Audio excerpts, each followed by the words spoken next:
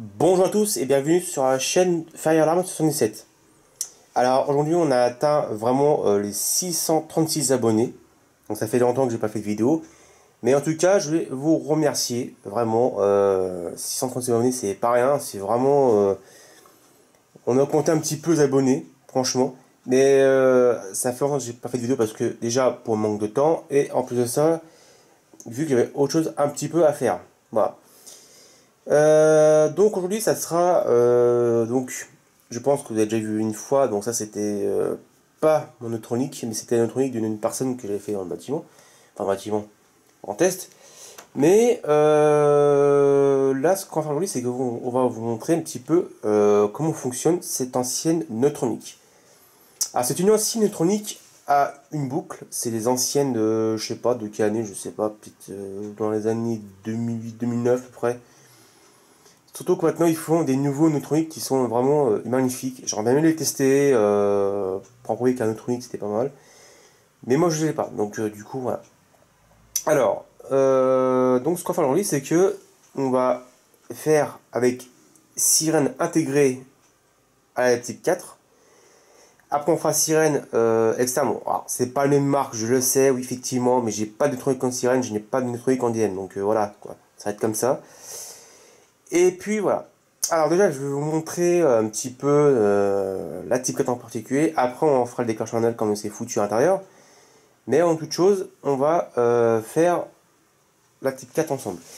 Alors, donc je vais quand même me rapprocher un petit peu pour que vous voyez un petit peu, voir comment elle est. Alors là, à l'avant, je mets du scotch parce que ces modèles-là sont très fortes actuellement. C'est des buzzers qu'il y a dedans, c'est des trucs bien aigus, donc ils vous cassent bien les oreilles. Et voilà, actuellement on fait 90 décibels, mais bon, ça on dirait pas quand même. Voilà, donc ce petit tableau qui indique le vent sous tension, l'alarme feu, l'évacuation, test voyant, hein, c'est un petit plus qu'il y a dessus, et le réarmement et l'évacuation en bouton, et aussi le petit SDM pour tester le déclencheur manuel. Voilà.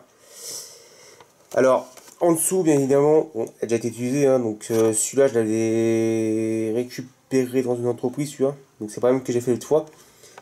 Ici, normalement, il y avait une visserie, donc la visserie, elle n'y est pas. Voilà, et au-dessus, c'est écrit type 4, une boucle, neutronique, voilà. Et à l'arrière, ça ressemble à un truc comme ça, un petit peu arrière. Je sais pas si vous voyez grand chose, mais bon, elle a déjà été vachement utilisée, hein. Vous voyez que ça a pris un petit coup ici, tu vois. Mais bon, c'est pas ça qu'on voulait voir. C'est un petit peu aussi l'intérieur de cette type 4. Alors, hop, on va l'ouvrir à l'intérieur. Donc derrière ça, on a un petit PCB avec un connecteur, on va dire, bon, un peu comme les PC, hein, vous voyez que c'est un des connecteurs I2. Bon, je dis ça, voilà. Derrière ça, oui, on a le fameux haut-parleur piezo très aigu. Voilà. De qui aime pas, hein. Moi j'aime bien, franchement. Après, ça ne marche pas tout à des aigus parce que franchement, au moins ça sonne bien. Du coup, et derrière ça, on a des PCB, donc tout ce qui est boutons, voyants, etc. Voilà. Et le petit câble pour alimenter bien sûr le buzzer, quoi. Simplement. Voilà. Et ensuite, à l'intérieur de cette type 4, tout simplement. Voilà. Alors, donc déjà ici au-dessus, on a les switches pour régler la temporisation de l'alarme incendie. Si par exemple on appuie sur le déclencheur manuel, on veut voir sur quel tempo que c'est. Si on appuie dessus, bon, ça va attendre 5 minutes, 4 minutes, 3 minutes, 2 minutes ou 1 minute. Et à ces 2 minutes de dépensement de délai, ça va se déclencher. Et comme là j'ai des problèmes de switch et que ça va bugger en cours de déclenchement, voilà quoi. Et en dessous il y a une prise qui est bizarre, on dirait une prise de diagnostic, mais je suis pas trop sûr du cas. Bon, bien sûr vous avez aussi la chaudière qui va sauter en marche, donc ça un peu la vidéo va pas entendre bien. Je vais essayer de parler plus fort. Oui, alors effectivement en dessous on a la prise, mais je sais pas si on a une prise diagnostic. Bon, après je sais pas. Voilà. Donc la batterie qui est là, qui est une batterie NiMH, c'est du 12 volts, 6 mAh. Et c'est des NiMH, hein, voilà. En dessous, alors ce qui est marrant, c'est que ce modèle là, il intègre un bornier report. Alors ça franchement, Je suis un peu curieux. Vous voyez, ces petits borniers là, tout ce qui est en noir, c'est pour brancher un gros port. Voilà. Je sais pas si c'est branché ici. Là à côté, on a les borniers. Alors ça, je peux le débrancher, il n'y a aucun problème. Hop, on va débrancher.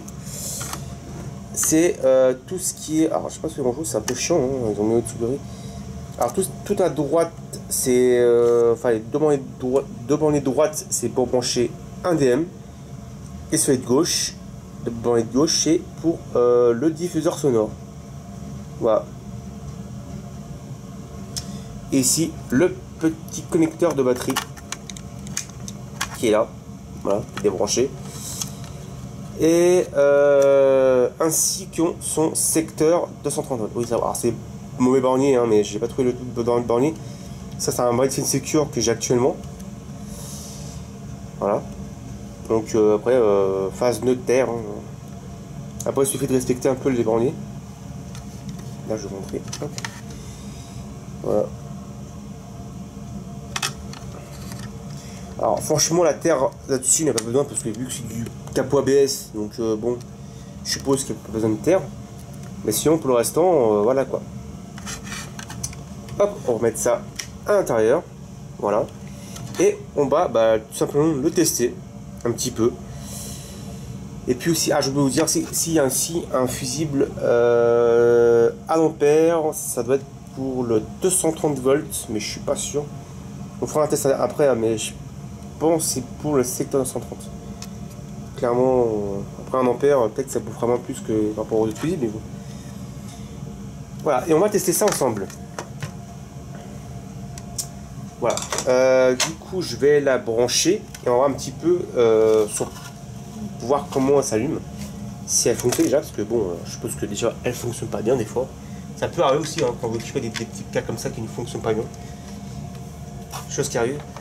Alors, hop, on va brancher comme ça. Voilà, et nous allons allumer ces petites 4. Hop. Bon, bien sûr, hein, on ne fait jamais ça dans un bâtiment ERP. Hein, ça, les pressions de ça, c'est interdit. Non, c'est des gros câbles bien épais qu'on met dessus et voilà quoi, pas des câbles comme ça de 130. Je suis chez moi, je fais ce que je veux, mais bon, pas un RP quand même. Hop, on va brancher cette petite 4. Alors, donc déjà, on a un petit voyant vert fixe.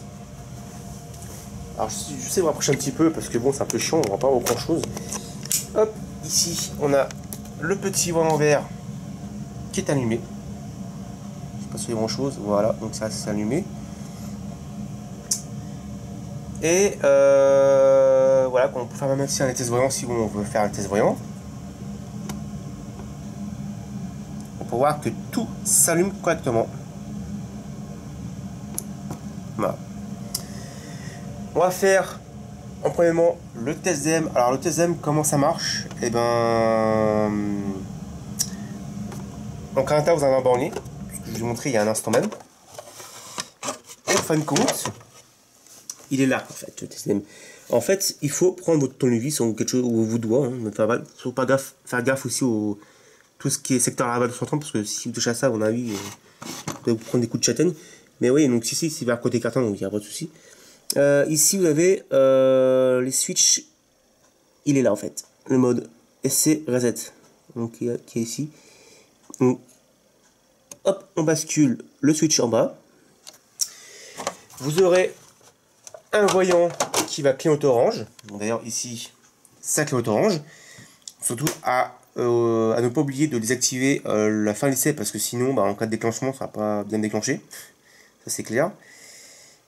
Et on peut faire l'essai. À l'arrière, je peux peut-être poser ma caméra. Attends, je vous ai montré un peu les voyants. Je me demande si je vais pas être coupé la lumière au-dessus de moi parce que franchement, après, ça fait un petit peu de. Oh, ça va, oh, ça peut aller. Voilà. Donc là, c'est allumé. Et là, je vais vous faire un test de déclenchement par DM. Alors, ce qu'il faut savoir un truc, c'est qu'effectivement, déjà d'une part, c'était ça. Et excusez-moi aux agents de maintenance, bien sûr. Seul professionnel du bâtiment ne fait pas ça.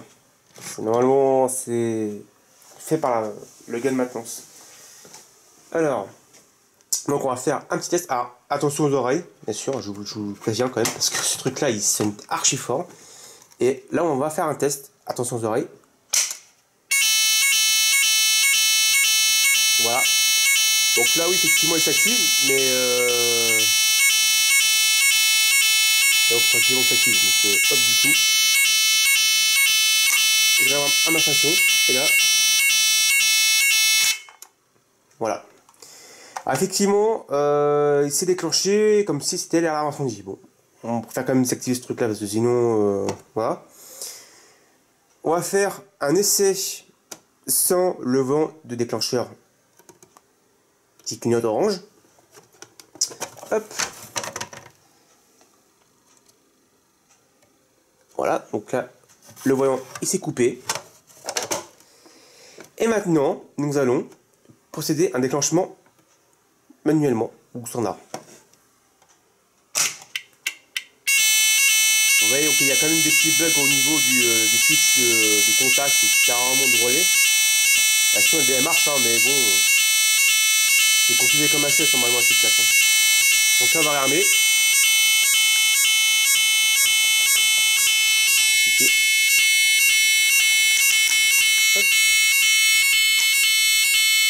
Et là, pour réarmer, donc là j'ai réarmé le déclencheur, et pour faire réarmement, bah, on appuie sur réarmement, évacuation en même temps.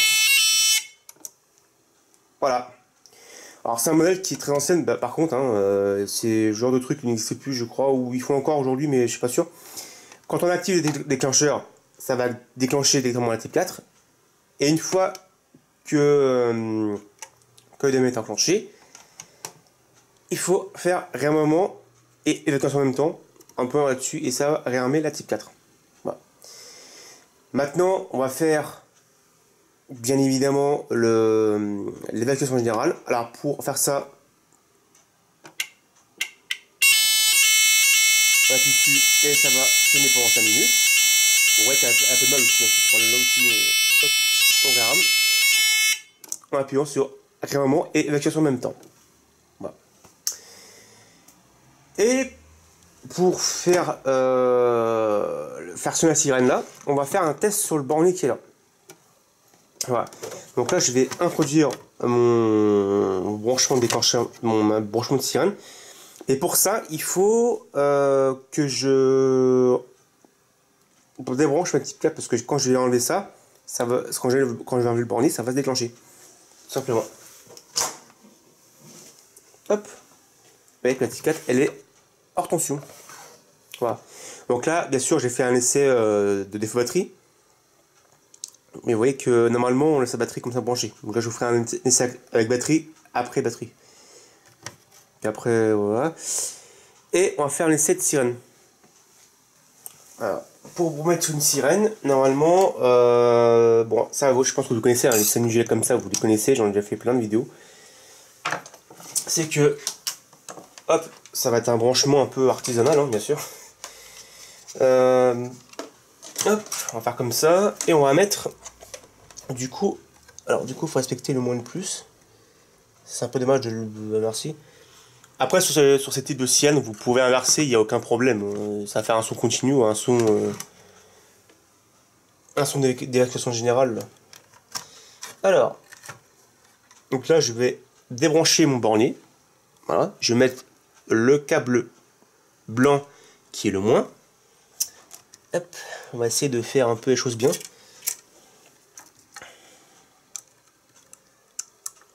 Ah, c'est bon, le truc est déjà enlevé.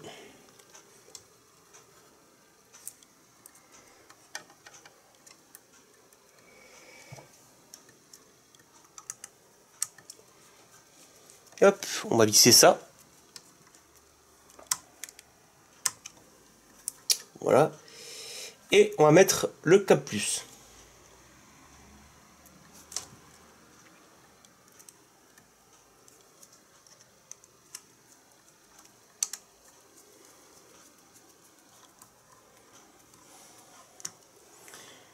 Les câbles sont branchés. La sirène, elle peut être alimentée. Voilà. Voilà, donc c'est la station de petit parage que je fais actuellement, mais comme ça au moins pour vous montrer comme quoi ça sonne bien ou pas. contre, j'ai pas testé sur la version... Hop. Donc là, il n'y a plus qu'à allumer la type 4 et on va faire un essai sans sirène à l'avant. Bien sûr, je vais débrancher le système.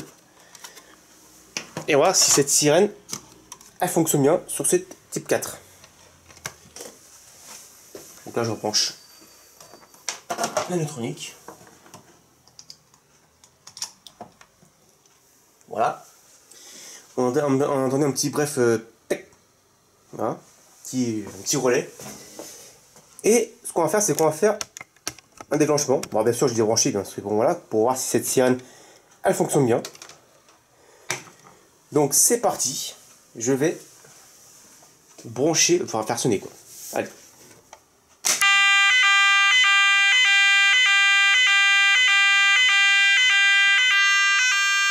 On va voir que la sirène fonctionne bien.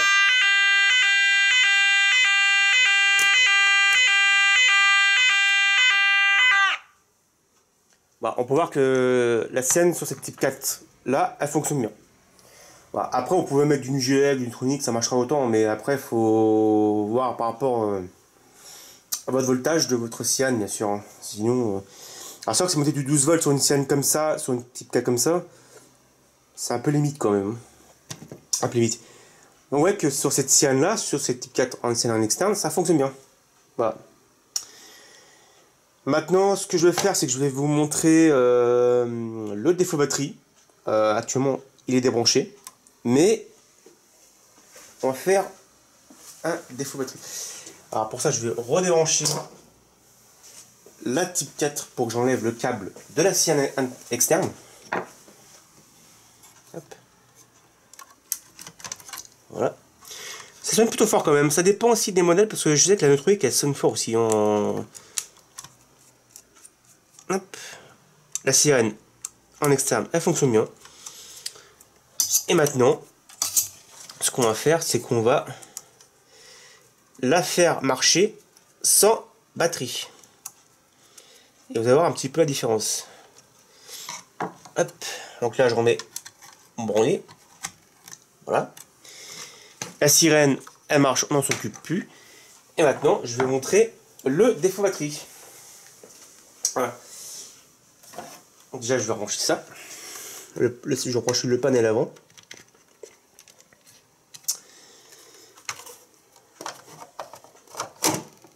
Voilà. Là, je vais embrancher ma type 4. Alors, par contre, je peux couper la lumière. Peut-être que ça va faire mieux. Parce que là, il y a au-dessus de moi, il y a un néon. C'est un peu compliqué. Pas sur les grand chose. Ouais, ça va. Donc là, je vais embrancher ma type 4. Et on peut voir que la type 4 est sous tension. Pas de souci. Par contre, le jour J qu'il y a un incendie ou qu'il y a l'alarme incendie qui se déclenche, parce que bon, il y a un incendie parce que la personne appuie sur le déclenchement manuel, qu'est-ce qui va se passer? Et ben regardez. Voilà. Il n'y a plus de jus. Il n'y a plus rien. Maintenant, si je refais, bien évidemment, un branchement sur la batterie, je sais quand même au-dessus, il y a encore un peu de jus. Donc forcément, c'est un peu de jus, ça risque de marcher. Ouais, c'est bon. Donc ici, on est en défaut batterie. Donc ça que la batterie prend le relais. Mais avec bien voir que ça fonctionne bien. Parce que ouais, hop, si je veux rebrancher un peu, pour que ça soit bien chargé la batterie bien sûr. Parce que si on appuie dessus, tu vois, elle n'est pas assez puissante. Du coup, il faut que la batterie se recharge bien. Donc du coup, la type 4, hop, on va la remettre. Voilà. Il faut qu'il y ait une charge au niveau de la batterie suffisante pour faire déclencher l'alarme, par exemple. Tu vois.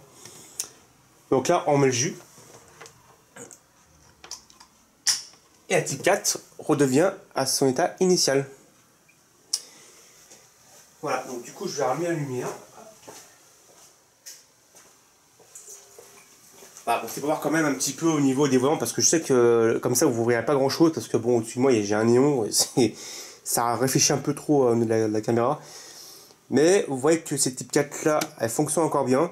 Le bénéfice qu'il a, c'est qu'on a les switches qui déconnent un petit peu à l'intérieur. Et bon, ça crée des problèmes au niveau du déclenchement ou peut-être du relais, je sais pas, faut que je regarde. Mais voilà, donc franchement, j'aimerais bien tester aussi s'il y a des personnes qui travaillent chez Unitronic, etc. Moi, franchement, je suis assez fan de Unitronic. Les anciennes, je les aime pas trop parce que déjà, en termes de fiabilité, bon, c'était pas top. Les nouveaux, franchement, je les aimerais bien les tester. Parce que franchement, je trouve assez bien. Je sais qu'il y a une personne qui a une type 4 ou je sais pas, un base de type 3 ou je sais plus en message préenregistré, il me semble. Bon, voilà, donc après ça sera à voir, mais moi je kifferais vraiment si vous avez des personnes qui travaillent chez Unitronic qui m'envoient ça de la part d'Unitronic gratuitement et pour que je fasse tester leurs produits chez eux, quoi, il n'y a pas de souci. Donc voilà, donc c'était vraiment le petit test parce que j'avais fait une vidéo un petit peu exceptionnelle parce que je sais qu'il y a beaucoup de personnes qui font des vidéos sur les Unitronic. Voilà, donc s'il y a vraiment des personnes qui travaillent chez Unitronic, n'hésitez pas à m'envoyer des matériels comme ça Unitronic, je viendrai vous voir un peu. Et je sais qu'il y avait Alain Incendie qui a fait une vidéo il n'y a pas si longtemps que ça, à propos qu'il manquait un buzzer, il manquait justement je sais pas, des voyants. Bon, après, voilà, ils vont peut-être corriger un petit peu ça, mais du coup, voilà quoi. En tout cas, je vous souhaite à tous de passer la très bonne réveillon si vous faites des réveillons chez vous. Hein. Et nous, on se retrouve très bientôt pour une nouvelle vidéo. Et ça portez-vous bien. Et encore merci d'avoir abonné à ma chaîne, ça me fait toujours plaisir. Et on se retrouve à très bientôt pour une nouvelle vidéo. Salut tout le monde et passez de bons réveillons. Et jour de l'an. Salut à tous et bonne soirée.